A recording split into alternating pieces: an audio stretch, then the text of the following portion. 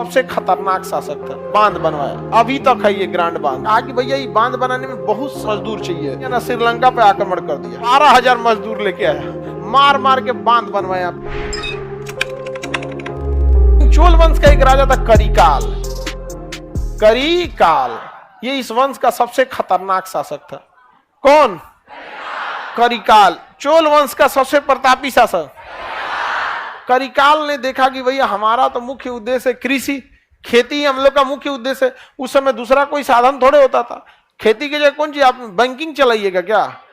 उस समय तो दूसरे कुछ हो ही नहीं सकता था। इसने कहा कि तब नहर बनाना जरूरी है, नहर बनाकर दूसरे एरिया में क्या करना है, पानी भेजना जरूरी है। लेकिन नहर आप तभी बना सकते हैं जब बांध बनाएंगे। तब नदियां में बांध बना लीजिए, पनिया रोक के साइड से निकाल दीजिए, तो बिना बांध बनाए नहर बनेगा?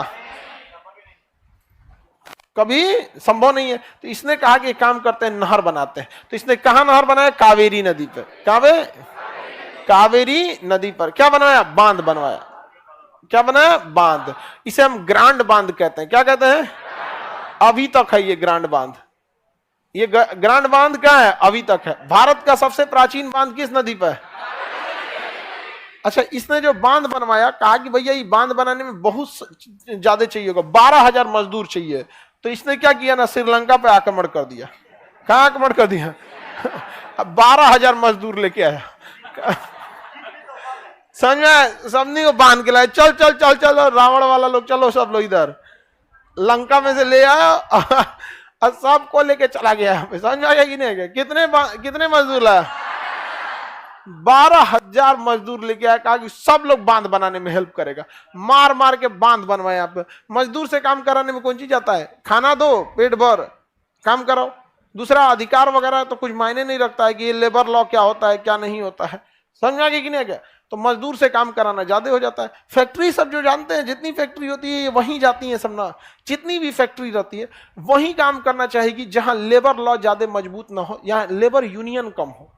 इसलिए कोई भी फैक्ट्री अब देखिएगा ना, गुजरात भागेगी, महाराष्ट्र भागेगी, तमिलनाडु भागेगी। वहां गवर्नमेंट जो होती है ना, वो इंडस्ट्रीज को ज्यादा ध्यान देती है और कहती है जितने लेबर होंगे आप उनकी सैलरी टाइम पे दीजिएगा, उनकी सेफ्टी का ध्यान दीजिएगा, उनकी सैलरी दीजिएगा, सेफ्टी पे ध्यान दीजिएगा, उनके जो हेल्थ है उस पर ध्यान दीजिएगा। ये नहीं कि कोई मजदूर बीमार है और उसका इलाज करने की व्यवस्था नहीं।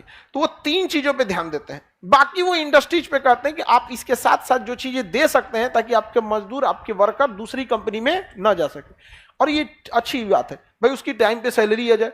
जहां काम कर रहा है सेफ्टी, पता चला हेलमेट नहीं है, कुछ खोपड़ी पे गिर गया, मर गया बेचारा, तो उसकी सेफ्टी का ध्यान दे। भाई दिए बीमार पड़ गया, अब उसको मजदूर को अपनी जेब से इलाज कराना पड़ेगा ना, तो उसकी सैलरी ज्यादा नहीं होती है, बेचारा छोड़ देगा बीमारी को, बीमारी बड़ा हो जाएगा। तो आप उसके लिए मेडिकल हॉस्पिटल रख दे।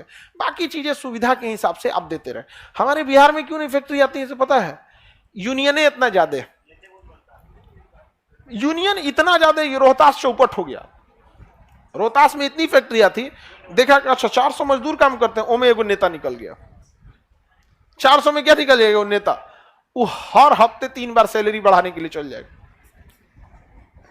तो यूनियन बाजी क्या होती थी ज्यादा, तो मजदूर उतना काम नहीं करते, फैक्ट्री भाग गई सब यहां से। और लोग कहते हैं कि बंदरगाह नहीं है, ये नहीं है, वो नहीं है। अजब हाल है, हम लोग जिम्मेदार हैं। तो ये समस्या किसके साथ भी थी? करिकाल के समय। इसके यहाँ के मजदूर उतना तेजी से काम ही नहीं करते थे। तो कहा कि रुक थोड़ा बताते हैं हम यहाँ पे। कहां से लेके चला है?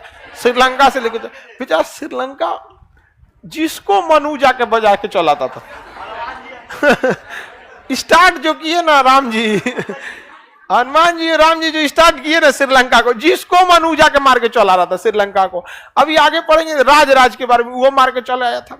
राजेंद्र चोल वो भी मार के चला है। विजयनगर साम्राज्य पढ़ेंगे, वहां पे भी देखेंगे वो भी मार के चला है। जिसको मन वो मार के चला रहा था, किसको? श्रीलंका को। अभी देखिए श्रीलंका बेचारा अपने चौपट हो गया यहाँ पे। तो समझ में आ गया कि नहीं आ गया? श्रीलंका पे भी चाइना ने पैसा देके हेल्प किया।